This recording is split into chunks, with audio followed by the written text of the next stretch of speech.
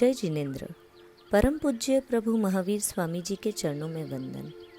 बड़ी साधु वंदना की श्रृंखला में गाथा 45-45 का वर्णन चल रहा है। पिछले ऑडियो में आपने सुना कि जिनपाल जी और जिन रक्षित को एक सूली पर लटके हुए व्यक्ति ने रत्ना देवी की सच्चाई बताई। जब उपाय पूछा गया तब उसने बताया कि पूर्व के वनखंड में शैलक नाम का यक्ष रहता है, वह तुम्हें बचा सकता है। दोनों भाई दौड़ते हुए यक्ष के पास गए और स्तुति आदि से उसे प्रसन्न करके रत्ना देवी से जान बचाने की प्रार्थना करने लगे।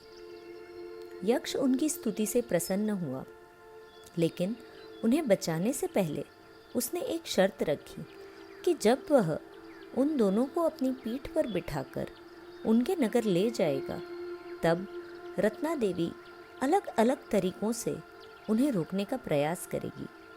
अगर दोनों में से किसी ने भी उसकी तरफ देखा भी, तो यक्ष उसी समय उसे अपनी पीठ से गिरा देगा और रत्ना देवी उसके टुकड़े टुकड़े कर देगी। लेकिन अगर दृढ़ रहे और उसकी ओर नहीं देखा, तो अपने घर सुरक्षित पहुंच सकते हैं।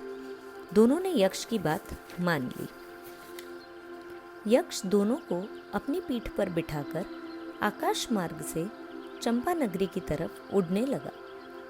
जब रत्ना देवी महल में आई और दोनों भाई वहां नहीं मिले, तो उसने अवधि ज्ञान से उनका पता लगाया और उन्हें अनुकूल प्रतिकूल वचनों से रोकने का प्रयास भी किया। जिनपाल तो दृढ़ बना रहा, लेकिन जिन रक्षित का मन थोड़ा सा डगमगा गया। वह देवी को देखने के लिए जरा सा पलटा। यक्ष ने उसे वहीं गिरा दिया और रत्ना देवी ने उसके टुकड़े कर दिए। जिनपाल सकुशल अपने घर पहुंच गया, लेकिन अपनी गलती वह कभी भूल नहीं पाया। एक बार प्रभु महावीर स्वामी जी का चंपा नगरी में पदार्पण हुआ। देशना सुनकर जिनपाल विरक्त हुआ। चारित्र अंगीकार किया, 11 अंगों का अध्ययन किया। अंत में 1 महीने का संथारा करके पहले सौधर्म देवलोक में उत्पन्न हुआ। वहाँ से महाविधेय क्षेत्र में जन्म लेकर सिद्ध, बुद्ध और मुक्त होंगे।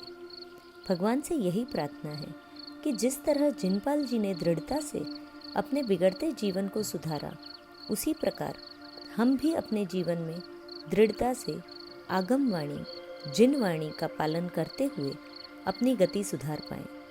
जिन आज्ञा विरुद्ध कुछ कहने में आया हूँ तो हाथ जोड़कर मिच्छामि दुक्कडम। धन्यवाद।